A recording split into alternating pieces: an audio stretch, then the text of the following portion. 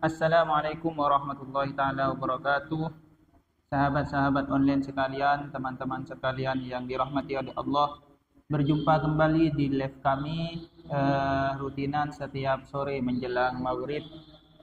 Di sini kami akan berbagi ilmu, akan mengisi waktu ini dengan kegiatan taklim, yaitu kegiatan belajar bersama, mendengarkan bersama eh, keterangan yang ada di dalam kitab Safinatun Najah. Mari kita mulai kegiatan ini dengan bertawassul kepada Rasulullah sallallahu alaihi wasallam. Fadillah hadratin Nabi Mustafa Muhammadin sallallahu alaihi wasallam wa ala alihi washabihi azwajihi wa dzurriyyatihi wa ali baitihi wa qaribihi wa tabi'in wa tabi'in ila yaumil summa ila arwahi abaihi wa ummatihi ikhwanihi min al-anbiya wal mursalin wa syuhada wa shalihin. Subhanallah baina ummahatina ajdatina wa mamina astadina wa fadila jami' masyayikhina wa masyayikhina. Al-Fatihah. A'udzu billahi minasyaitonir rajim. Bismillahirrahmanirrahim.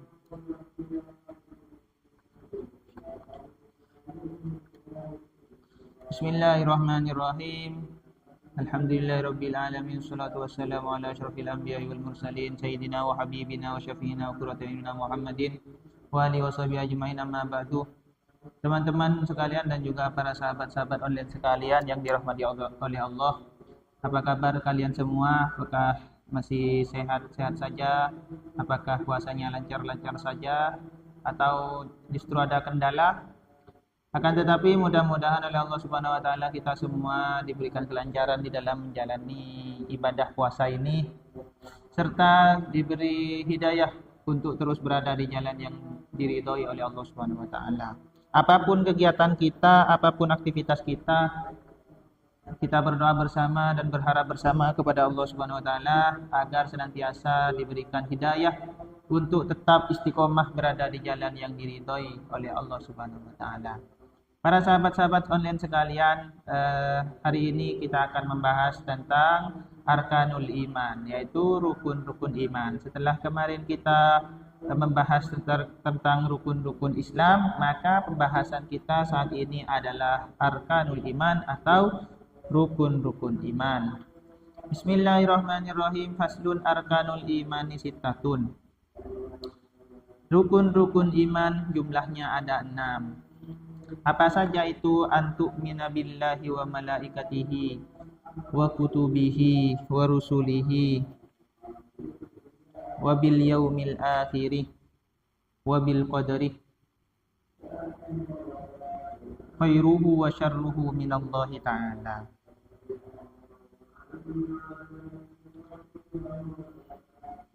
Bismillahirrahmanirrahim. Rukun-rukun iman ada 6. Yang pertama adalah antu'mina billahi, iman kepada Allah. Yang kedua, iman kepada malaikat Allah. Yang ketiga, iman kepada kitab-kitab Allah. Yang keempat, iman kepada para rasul. Yang kelima, iman kepada hari akhir. Yang keenam, iman kepada qadar, baik yang qadar yang positif ataupun yang negatif. Sebelum kita lebih lanjut membahas tentang rukun iman, perlu diketahui terkait apa iman itu. Iman.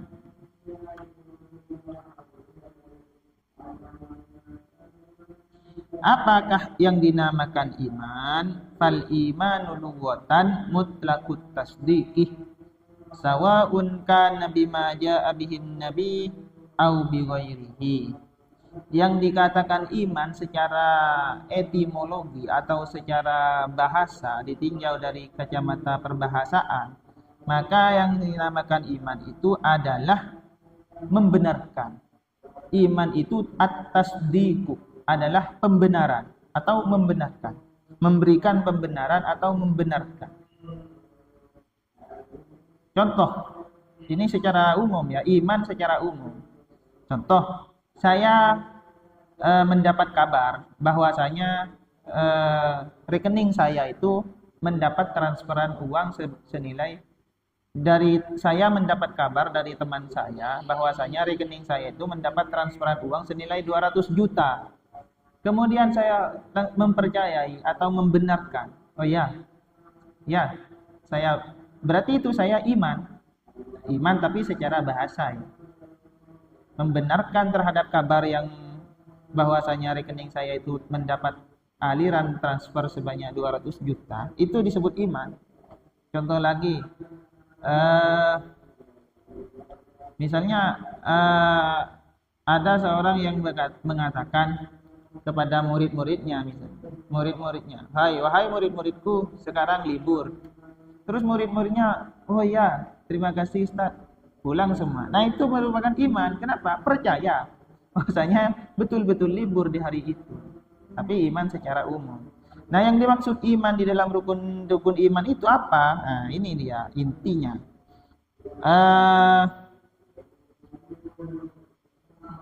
Wa syar'an at-tasdiqu bima bi jami'i ma ja'a bihi Nabi sallallahu alaihi wasallam. Tapi yang dikatakan rukun iman di sini adalah memberikan pembenaran atau membenarkan terhadap segala sesuatu yang dibawa oleh Nabi Muhammad sallallahu alaihi wasallam. Apapun yang sumbernya dari Nabi Muhammad sallallahu alaihi wasallam wajib dipercayai. Wajib diimani. Nah, itu yang disebut iman.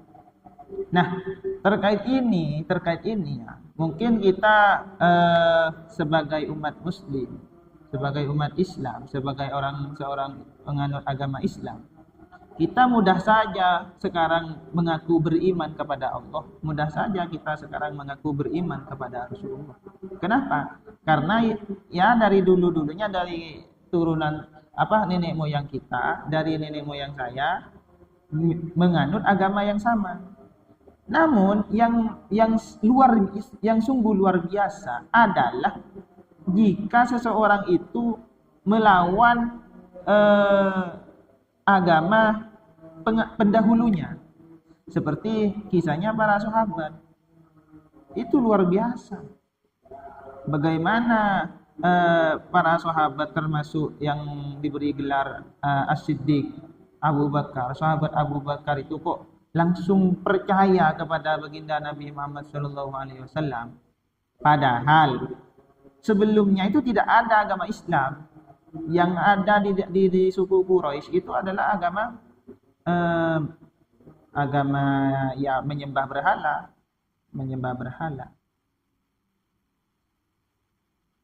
Terus kok bisa mereka semua para sahabat terutama Abu Bakar langsung membenarkan terhadap ajakan dan ajaran Kanjeng Nabi Muhammad SAW. Nah, itu yang disebut iman. Itulah hakikatnya iman. Percaya apapun yang datangnya dari Rasulullah dipercaya. Namun kalau kita mengupas sejarah terkait Abu Bakar ini kenapa langsung percaya kepada Nabi Muhammad, terhadap ajakan Nabi Muhammad, terhadap ajaran Nabi Muhammad. Ya, karena memang selama Abu Bakar ini berkumpul dengan Nabi Muhammad, selama Abu Bakar ini bergaul dengan Nabi Muhammad, memang Abu Bakar ini tidak pernah sekalipun melihat, tak pernah sekalipun Abu Bakar ini menyaksikan bahwasanya Nabi Muhammad itu berbohong dalam hal apapun. Sehingga termasuk ketika Nabi Muhammad itu berdakwah, mengajak Abu Bakar untuk mengimani ajaran yang diwahyukan oleh Allah, maka Abu Bakar langsung percaya. Kenapa? Karena tidak pernah Nabi Muhammad itu mengada-ngada dari sebelumnya. Apa yang dikatakan beliau itu jujur. Track recordnya Nabi Muhammad itu tidak pernah negatif, selalu positif. Baik sebelum adanya nubuah, sebelum beliau diangkat jadi nabi, hingga beliau diangkat jadi nabi. Artinya beliau memang tidak pernah tercatat berbohong. Oleh karena itu Abu Bakar langsung percaya. Ini berarti benar. Ini benar, pasti benar. Nah, itulah hebatnya beliau. Ya, di balik itu semua, memang Abu Bakar itu, sahabat Abu Bakar Siddiq itu memang memiliki hati yang sudah diisi oleh cahaya-cahaya keimanan, sehingga mudah untuk percaya kepada baginda Nabi Muhammad SAW. Ya, di satu sisi itulah alasannya, di sisi lainnya seperti barusan memang Abu Bakar itu selama bergaul dengan Nabi Muhammad tidak pernah melihat, tidak pernah menyaksikan sedikit pun Nabi Muhammad itu berdusta. Nah, itu tanda-tanda kenabian. Jadi irhas ya, tanda-tanda kenabian itu memang sebelum diangkat menjadi nabi, memang sudah ada tanda-tandanya sebelum itu. Jadi antaranya itu Nabi Muhammad yang tidak pernah berbohong. Bahkan menurut sebagian informasi dan keterangan yang saya dapatkan, Nabi Muhammad itu dulu menjadi orang kepercayaan suku Quraisy untuk menitipkan barang. Meskipun orang-orang Quraisy itu tidak percaya terhadap ajaran yang dibawa oleh Nabi Muhammad, tapi untuk menitipkan barang beliau percaya kepada Nabi Muhammad. Kenapa? Karena Nabi Muhammad orangnya amanah. Setiap apa yang dititipkan kepada beliau pasti terjaga dengan aman. Tidak pernah neko-neko beliau. Itu dipercayai oleh orang-orang Quraisy. Untuk kredibilitasnya Nabi Muhammad itu memang orang-orang Quraisy menyaksikan semua, mempercayai semua bahwasanya Nabi Muhammad ini orangnya tidak neko-neko. Tapi ya kembali ke tadi, mereka percaya kalau Nabi Muhammad itu tidak pernah dusta. Akan tetapi hati mereka belum diisi oleh cahaya keimanan sehingga mereka tidak mampu untuk menjangkau ajakan Nabi Muhammad, tidak mau untuk menerima ajakan Nabi Muhammad SAW. Bahkan ada sebagian dari mereka, banyak sebagian dari mereka bukan hanya menolak, akan tetapi juga memusuhi Nabi Muhammad SAW. Nah, itu kalau kita berbicara keimanan. Kalau sekarang kita berbicara keimanan mudah saja. Kenapa? Karena memang dari ayah kita menganut agama Islam. Maka dari kita juga ikut agama Islam. Yang hebat itu adalah orang yang dari ayahnya, dari keluarganya bukan beragama Islam.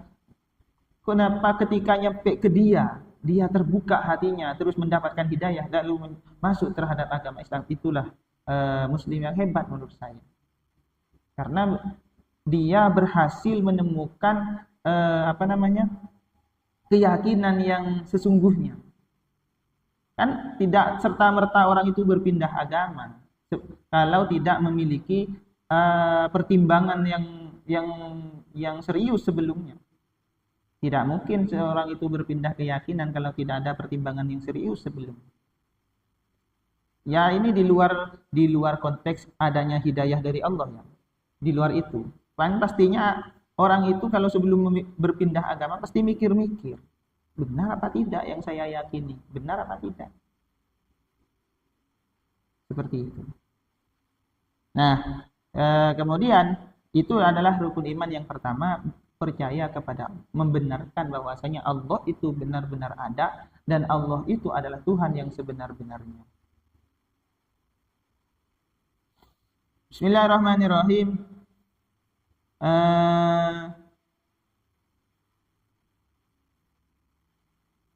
Kemudian yang kedua, mengimani terhadap malaikat. Mengimani terhadap adanya malaikat. Terus kalau kita ditanyakan siapa malaikat itu, nah, sini dijelaskan bahwasanya bi anta'taqida annahum ajsamun nuraniyatun latifatun. Malaikat itu harus kita meyakini bahwasanya malaikat itu ada walaupun kita tidak pernah melihat malaikat. Malaikat itu merupakan ajsam nuraniyah. Sebuah makhluk yang sifatnya cahaya, yang bersifat cahaya. Latifatun, yang cahayanya itu cahaya yang halus. Ya, bisa digambarkan sendiri bagaimana cahaya itu. Cahaya yang halus. Laisu dukuron wala inasan wala khunasa. Yang mana malaikat itu tidak memiliki jenis kelamin. Tidak disebut laki-laki, ya tidak disebut perempuan, bahkan tidak disebut khunasa atau apa ya istilahnya, orang yang memiliki kelamin ganda. Jadi tidak ada malaikat laki-laki, tidak ada malaikat perempuan. La abalahum wala ummalahum. Malaikat ini tidak ada bapak, tidak ada ibu. Artinya tidak ada malaikat itu berkembang biak. Ya memang malaikat diciptakan seperti itu. Jangan tanya kok bisa. Jangan tanya kok bisa. Sesuatu yang pertanyaan kok bisa kalau dibenturkan dengan takdir atau kemampuan, kodarnya Allah, tidak akan mental itu kok bisa. Jangan tanya kok bisa kalau sudah dibenturkan dengan kemampuan atau kekuatannya Allah. Kok bisa? Langit itu kok bisa? Langit itu ada di atas tanpa ada penyanggahnya. Kalau dibenturkan dengan takdirnya Allah, kodarnya Allah, kemampuan kudrot dan kodirannya Allah, kudrot dan iradatnya Allah, maka mental semua itu pertanyaan kok bisa. Tentunya yang percaya terhadap kudrot dan iradatnya Allah ini adalah orang-orang yang memiliki keimanan. Kalau orang-orang yang tidak memiliki keimanan, apa kudrot, apa iradat, nggak tahu. Ya kita sebagai umat Islam harus mempelajari itu. Aqaid yang 50 itu harus dipelajari. Wala yanamuna, dan para malaikat itu tidak tidur. Sehingga yang namanya malaikat pencatat amal baik dan pencatat amal buruk itu akan senantiasa kontinu mencatat kita. Tidak pernah mereka itu, malaikat yang mencatat amal itu terbesit sedikit pun keselip tidur, nggak pernah. Sehingga apapun yang kita perbuat di dunia ini, baik ataupun buruk, itu akan tercatat secara detail. Oleh karena itu, ketika nanti di padang mahsyar, di saat kita akan dihisab oleh Allah Subhanahu Wa Taala, itu kita akan diperlihatkan buku amal catatan kita selama kita hidup secara detail. Siapa yang mencatat? Ya para malaikat itu. Kok bisa sedetail ini? Bahkan menurut keterangan di dalam keterangan sebagian kitab itu, nanti itu di padang mahsyar akan banyak orang-orang yang keheranan melihat buku catatannya sendiri. Loh, masa saya pernah melakukan ini? Masa saya pernah melakukan? Sampai orang yang melakukannya sendiri pun tidak menyadari bahwa dia pernah melakukan hal itu. Dari saking detailnya malaikat mencatat gerak-gerik kita ini. Makanya jangan macam-macam terhadap malaikat. Malaikat tidak bisa tidak makan, tidak minum. Wal malakul ladzi bila abin wa la akhlala syurba wala naum. Oleh karena malaikat tidak makan, tidak minum, ya tidak bisa disogok malaikat. Tidak bisa disogok. Mencatat sejujur-jujurnya. Kemudian yang selanjutnya adalah yang nomor 3, percaya terhadap kitab-kitabnya Allah. Karena kitab yang wajib dipercaya itu ada 4. 1 kitab Taurat, 2 kitab Zabur, 3 kitab Injil, 4 kitab Al-Quran. Itu semua wajib dipercaya. Kitab Al-Quran untuk umatnya Nabi Muhammad SAW. Ya, kita semua ini umat Nabi Muhammad SAW. Kitab kita adalah Al-Quran. Makanya oleh karena itu, karena kitab kita itu adalah Al-Quran, maka sebagai umat Nabi Muhammad sangat disayangkan jika tidak bisa baca Al-Quran. Sekarang ini banyak generasi yang tidak bisa baca Al-Quran walaupun beragama Islam. Ini sangat miris ya. Kenapa? Karena pendidikan Al-Quran itu sudah mulai tidak diminati oleh para orang tua sekarang, oleh anak-anak sekarang. Mereka banyak berpaling ke pendidikan yang lain. Apa bukti bahwasanya pendidikan Al-Quran itu sudah mulai ditingkatkan? Dengan sepinya TPQ, tempat pembelajaran Quran. Coba dilihat TPQ sekarang mulai sepi. Yang banyak les privat ini. Sehingga ketika sudah dewasa, mereka tidak bisa baca Al-Quran dengan baik dan benar. Ini kan sungguh memalukan kalau mengaku sebagai umat Islam, tapi tidak bisa baca kitabnya sendiri. Nah, oleh karena itu, mari kembali kepada ajaran yang sesungguhnya, ya pendidikan yang sesungguhnya. Justru yang harus diutamakan bagi anak-anak itu adalah pendidikan Al-Quran terlebih dahulu. Makanya tidak heran orang-orang tua dulu ketika sore itu mengusir anak-anaknya yang ada di rumah. Disuruh berangkat ke tempat pengajian Al-Quran, tempat ngaji Al-Quran, suruh ngaji. Nah, sekarang mana ada seperti itu, sudah jarang seperti itu. Maka tidak heran jika ada orang yang sudah besar, usia SMA, usia kuliah masih belum bisa baca Al-Qur'an. Ya karena dari kecil tidak dibiasakan dan tidak dididik untuk membaca Al-Qur'an. Nah, sangat miris sekali itu, sahabat-sahabat sekalian. Maka dari itu kami mengajak kepada kita semua, mari kita kembali kepada tradisi orang tua terdahulu, yang mana orang tua dahulu itu memprioritaskan anaknya untuk bisa baca Al-Quran. Bahkan dulu itu kalau anaknya sampai bisa baca Al-Quran dan hatam Al-Quran, itu diselamatin. Nyembelih Ki Ajam cerita. Sampai dibelikan konsumsi nasi, terus disedekah sebagai selamatan lah istilahnya kalau orang Jawa. Selanjutnya percaya kepada para rasul. Para rasul yang wajib dipercaya itu ada 25. Itu wajib dipercaya mulai Nabi Adam, Nabi Idris, Nabi Nuh, Nabi Hud hingga Nabi Muhammad SAW. Wajib dipercayai. Kemudian wabil yaumil akhir, percaya terhadap hari akhir. Kenapa disebut hari akhir? Karena setelah hari itu tidak ada hari lagi. Disebut hari kiamat. Kapan datangnya hari kiamat? Wallahu a'lam. Hanya Allah yang tahu. Akan tetapi ketika Nabi Muhammad SAW ditanya oleh seseorang, kapan hari kiamat? Mata sa'ah. Dijawab oleh Nabi Muhammad, yang bertanya lebih tahu daripada yang ditanya. Seperti itu. Karena yang tanya itu malaikat. Tapi diberitahu oleh Nabi Muhammad itu tanda-tanda hari kiamat itu diberitahu. Ya, sekarang ini sudah banyak bermunculan tanda-tanda hari kiamat. Kemudian yang terakhir adalah percaya kepada qada dan qadar. Nah, ini yang sulit diterapkan. Seringnya kita itu percaya kepada qadar yang baik. Kalau dikasih uang, diberi nasib untung, nasib dapat uang hadiah, uang mendadak. Ini alhamdulillah. Kalau dikasih musibah, banyak yang tidak sabar. Padahal sebagai umat Islam harus menerima takdir yang baik, harus disyukuri, takdir yang buruk harus disikapi dengan sabar. Gitu. Karena barang siapa yang tidak sabar terhadap cobaan dari Allah, maka sama Allah itu justru orang itu dimarahi, terus disuruh mencari Tuhan selain Allah dan suruh jangan bernaung di bawah langitnya Allah dan jangan berpijak di atas buminya Allah. Terus mau kemana? Mau semua ini milik Allah Subhanahu wa Ta'ala. Nah, sahabat-sahabat online sekalian, cukup sampai di sini kegiatan taklim pada sore hari ini. Mudah-mudahan bermanfaat.